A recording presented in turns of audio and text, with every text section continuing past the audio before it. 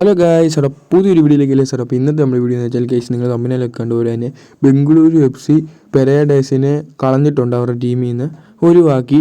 ഇപ്പം പെരേഡേഴ്സ് ഒരു ഫ്രീ ഏജൻ്റാണ്.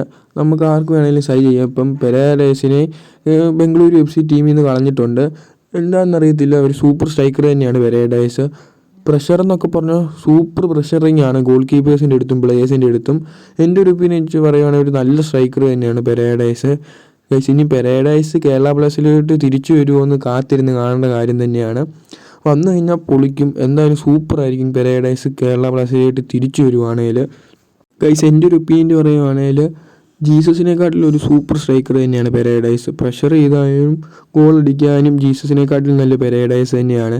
ഇനി നമുക്ക് കാത്തിരുന്ന് കാണാം പെരേഡേഴ്സ് തിരിച്ച് കേരള ബ്ലാസ്റ്റേഴ്സിലോട്ട് വരുമോ എന്ന്. വന്നു കഴിഞ്ഞാൽ എന്തായാലും തീയായിരിക്കും ഗൈസ്. അപ്പോൾ ഇതിനെക്കുറിച്ചുള്ള അഭിപ്രായം എന്തായാലും നിങ്ങൾ താഴെ കമൻറ്റ് ചെയ്യണം.